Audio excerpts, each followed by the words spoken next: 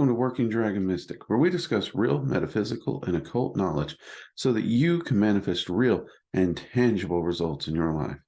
And today, we're going to talk about a very important topic and one I really can't think I heard another video about. There's probably one out. There's got to be one out there. I hope there's one out there. We're going to be talking about healthy skepticism. All right. So now let's get into this. All right. Healthy skepticism is a good thing in life in general. We know for a fact we shouldn't just be out and about listening and believing every bit of chump change gossip that we hear in the rumor mill, no matter where we're at, whether it's at work, whether it's at the grocery store, whether it's at your religious place, whether it's just around the water cooler, even in our own circle of friends. We can't just believe everything here. Now, what do we do about that? Well, we got to be careful, because if we get paranoid, that's not healthy skepticism. That's paranoia, and that leads down a road that you don't want to go down. That's not to say everyone who's ever been paranoid never had their paranoia confirmed. Okay?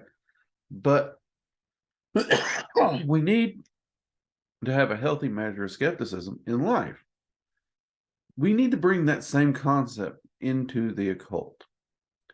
Now, over at the Working Dragon Mystic Gilded community, which if you're interested, there's a link in the About section of the channel.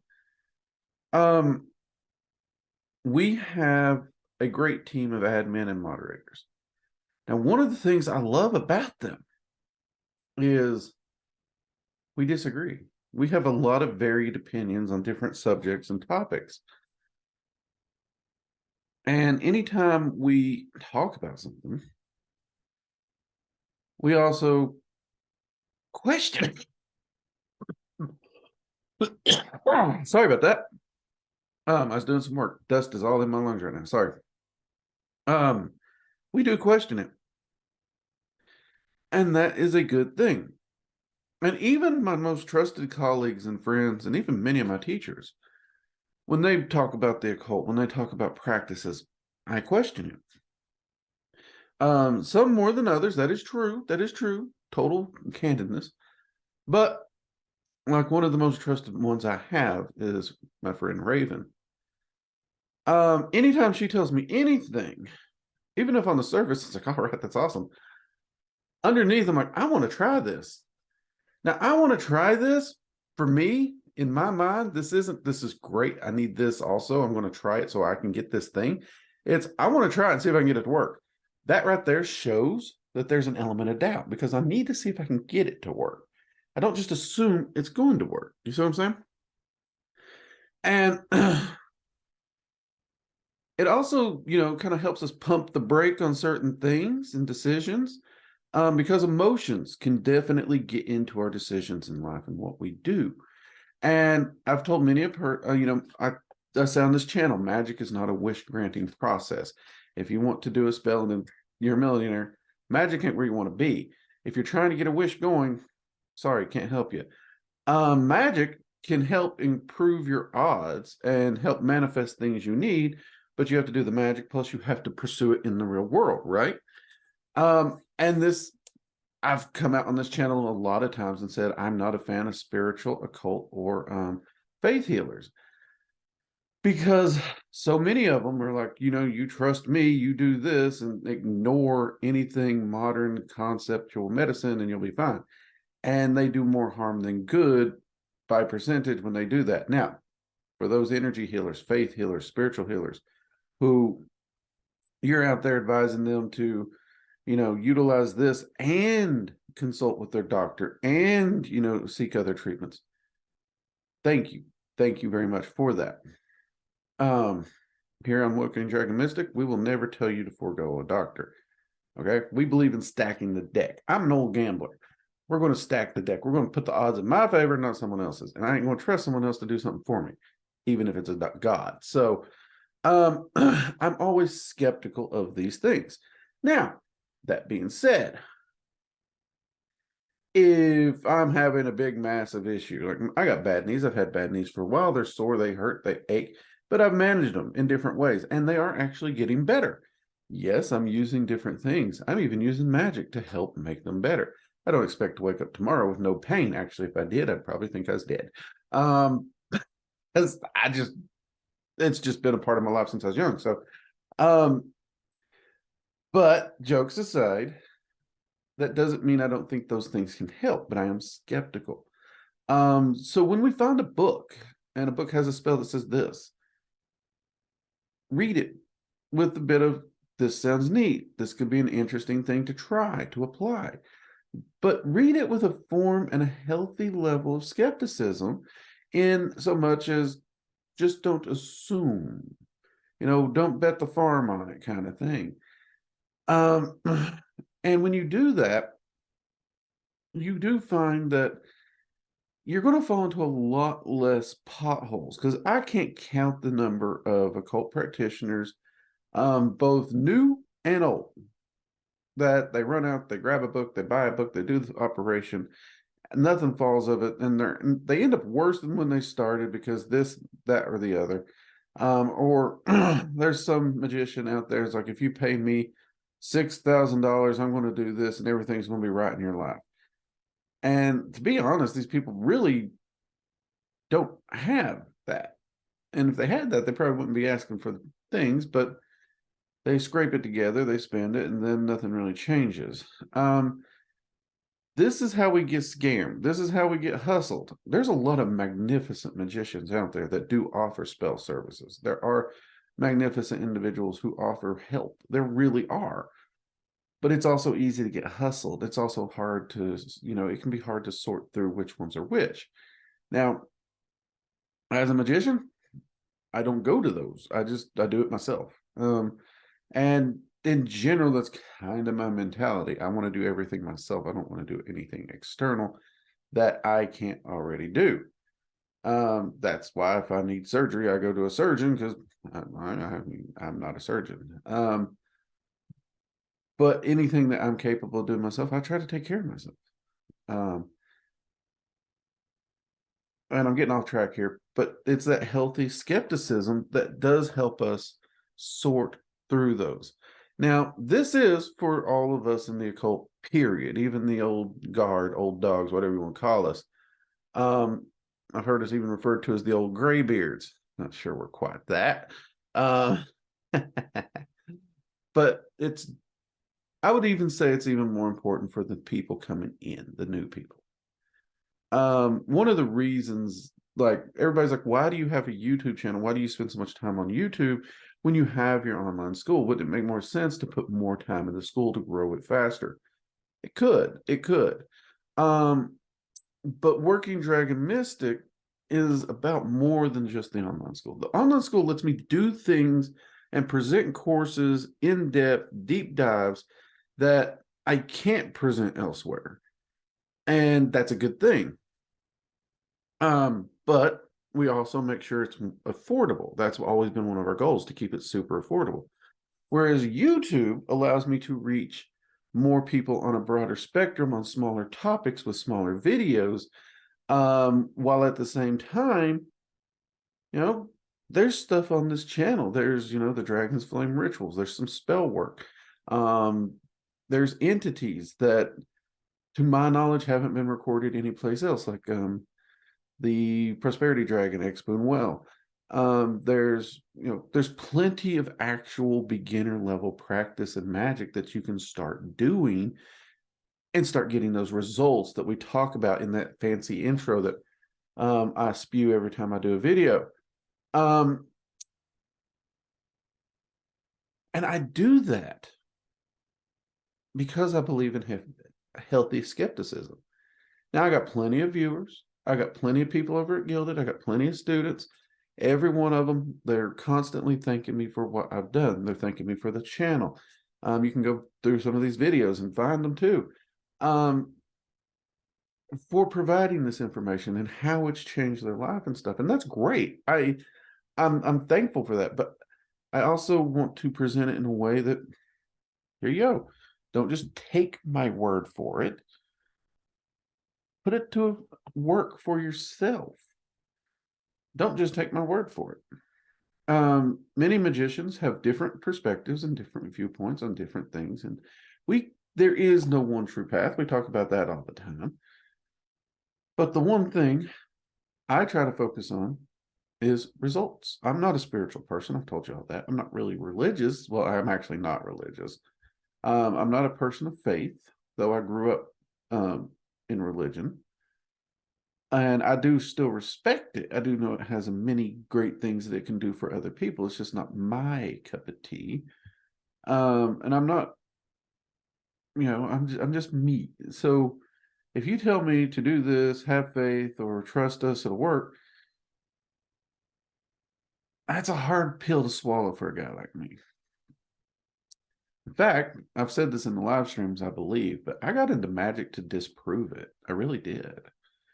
I had left religion, including pagan religion, because my first foray into magic was then within that pagan religion. After I'd left the church, I was trying to find something to fill that religious hole that I thought I had to fill. And magic was interesting to me. It piqued my interest because I've always had a love of science and experiments and finding results. And so that concept alone really piqued my interest. But at the same time, originally it was tied to the pagan religion I was in, right? So it kind of, bad taste, but people say it's separate. And I was like, you know what? Well, if it's separate, if it's not the religion, let's check it.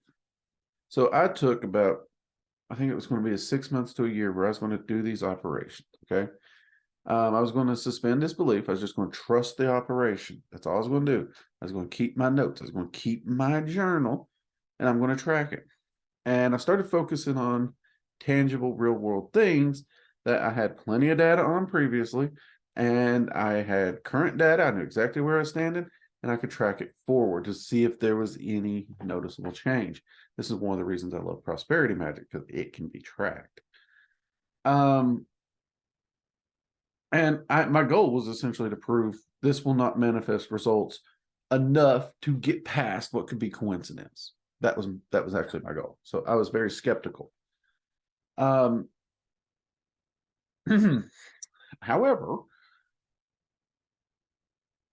I didn't do that, because when I sat down, when I went over my journals, yes, every single spell did not function. Some of them didn't. And I was a beginner to magic, but easily, I'd have to go back and check my journal to be exact, but during that year, 75% to a little more actually did what it was supposed to do. And I was able to track that. I was able to track everything that happened, things that shouldn't have happened, things that, we saw a tremendous shift in 1 year during that experiment. And that was a shift that I could no longer ignore. So my skepticism was rewarded, because by applying the process, by suspending disbelief, because we do know will, intent, and stuff like that. If you sit down, you want to do this magic, you watch, and we'll show it don't work. And your whole point is to show me this spell don't work. Your intent is for the spell not to work. Okay? This is a hard one for people to wrestle with, I know. And this actually worried me. So before I started my experiments, I really had to think on this. And I came to the conclusion that if I really, genuinely, truly wanted to test it, give it its fair shake, I had to give it its fair shake. So yes, I was approaching it as a skeptic, but I dedicated myself to doing the work fully. And that's even going into every single spell and ritual with the assumption it would work. This is why I did not test anything that I would label as dangerous magic in any shape, form, or fashion. I picked and chose. Health was never on the table. Health was never on the table for that. Or I thought, I should say. But one of the things that we were struggling with is my epilepsy. I am epileptic. We did not have insurance. My medicine's freaking expensive. And part of the prosperity magic was to help with that. Now, obviously, spiritual healer, whatnot, blah, blah, blah. That's kind of a different bag, but technically the prosperity magic did. It found a solution for the current problem, which got us all the way to where my wife got her career. She decided to join the military and stuff like that, which completely opened up new doors. But it solved that solution. And everything just continued to spiral. And I continued my research. I continued to understand. I continued to ask why. But my own experiments to disprove it, since I threw it my all in it, and I didn't sit down at the ritual to say, this won't work. I was able to suspend belief with the full focus of making it happen. And if you think back to my video on think, feel, manifest, that's exactly what I was doing. Granted, it's taken me years to be able to get that into words that way, but I would think about the goal. I would feel what it'd feel like to actually have that, how awesome that would be. And I'd pour that into my spell work, thus manifesting it.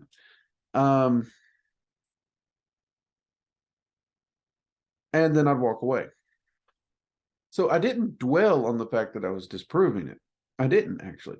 And weirdly, I would actually say for most of that 6 months to a year, whichever one it was that I was doing these experiments, though these experiments were to approach the skepticism of the process, I didn't think about my skepticism because I'd made the dedication. It's like, I'm going to do this series of experiments. I'm going to do this series of processes for this amount of time. I'm not going to think about it. I'm not going to think true or false. I'm not going to put an opinion on it. I'm just going to do it. And I'm going to put the data down. I'm going to, figure out how I'm going to record my data. I'm going to put the data down in a journal, which that particular journal was just a 25-cent composition book from the Wally World. And at the end of that year, and only at the end of that year, would I compile the data? Would I lay it all out and see where I was? So I didn't have to think right or wrong. Do I trust it? Do I not trust it? I just went through the process that I had previously committed to. That's me committing to me. That's not me committing really to the process. It's just me committing to me. And at the end, lo and behold, I was rewarded with something that had truly shown to change my life. And thus, my skepticism, I would say, was vastly rewarded because my skepticism actually is the thing that took me from someone who just did candle magic, who did herb magic, who did these things just because it was part of this, pagan religious practice I was in, to a person who now applied and actually could track and had the physical data of the results. And I had actual results, real tangible results, which I had a journal for like my religious stuff and nothing ever came of that crap. Sorry. I meant my time in religion, not religion as a whole as crap, just to be clear on that. That's kind of one of the reasons I walked away. There was never any reason, there was never any payoff for all the stuff I was doing for me. Saw it for others. I did. I absolutely saw it for others. Just not me. And then when I entered into, this experiment, it was kind of to truly figure out if it was the same situation as over here or if this was something truly separate. And my skepticism was rewarded because I now found something. I found a hobby, an interest in a craft that I really enjoyed, something that's going to give me continual questions, experimentations, something I can continue to do my whole life, play around in, develop, get better at, and really never run out of questions or something to do. And that was only the beginning because look where I'm at now. I mean, I'd never figured I'd be here now doing what I'm doing. So be skeptical of it. Be skeptical of things in life. But have a healthy skepticism. Ask questions. Consider. Look into it for yourself. It's very, very important.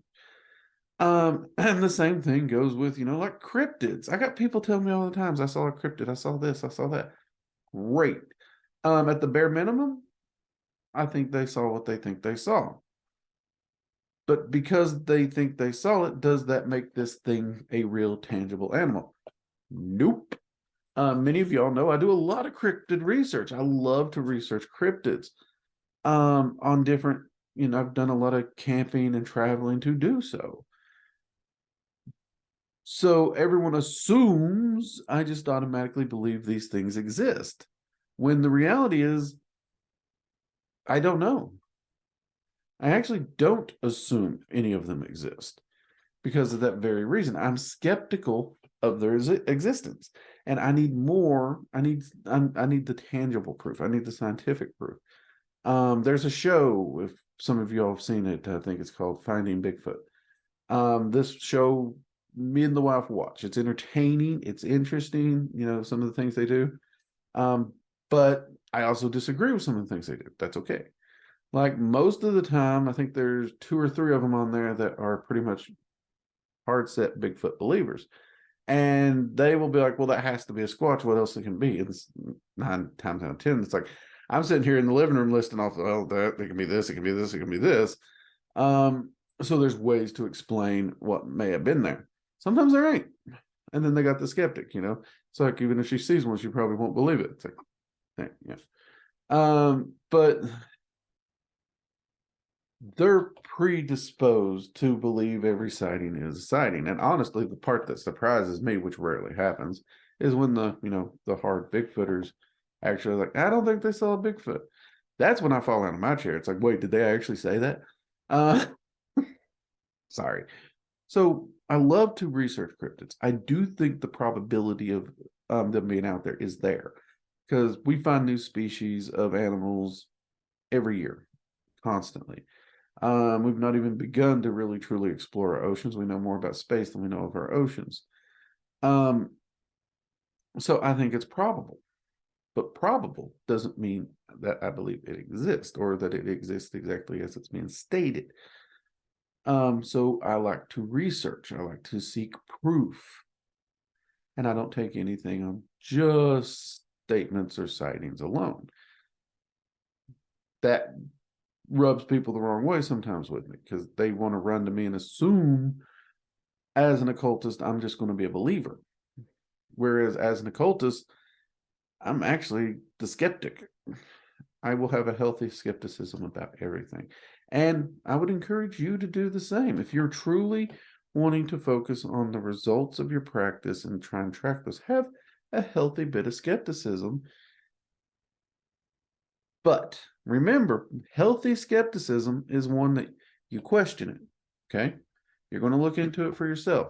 But when you look into it, you do give it the fair shake. You know what I mean?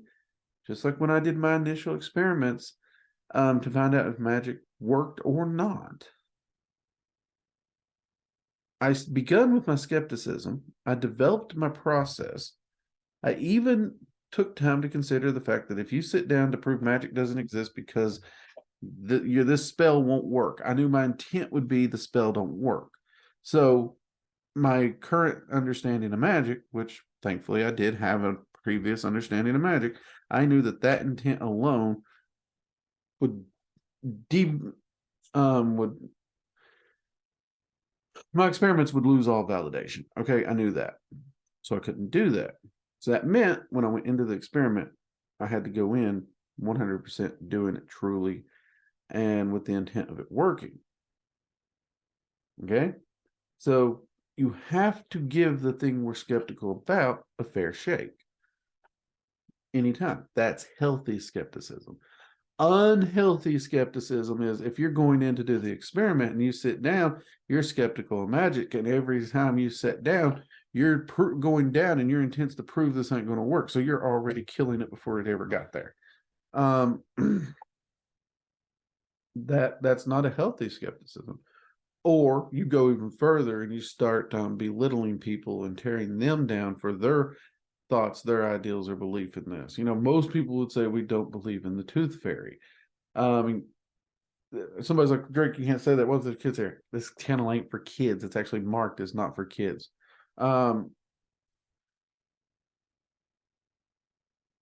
That's, they might say that your religion or something's like believing in the tooth fairy. Well, Maybe it is. Maybe it is.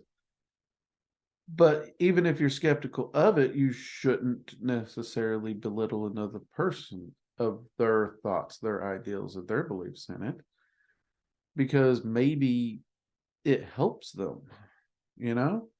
Sometimes our faith, sometimes our myths, sometimes our ideals are what gives us the comfort to carry on and go through life and actually empowers us and better ourselves. And yes, as we progress, that ideal may fall away, but at the time it was still necessary. So in your skepticism, don't become a hateful ass or a jerk. It is possible to be a skeptic, be respectful of the other person, and to just think about it for yourself. It is very possible. And I would suggest to all my viewers that is the road we should take. Okay. Anyways, I know this has been a bit of a rambly video, but I hope it actually, at the bare minimum, gets you to consider how to apply healthy skepticism in your practice. Um, even if you don't apply it to all things, to apply it to some things. Even if it just gets you to stop and think a little bit more. A little extra thought on a few things is never a bad thing. Or perhaps it gets you to think, maybe I should tone down how harsh I am when I don't believe something. That's always a possibility. I know a lot of people, when I talk to them about, like what I view as healthy skepticism, they're like, oh, I feel like a jerk. And they feel they should tone it down. That's up to them. We each have our own path. But that's it. That is our video on healthy skepticism. Give it a try. All right. And until next time, everyone, I'm Drake. This has been Working Dragon Mystic. Take care. Bye-bye.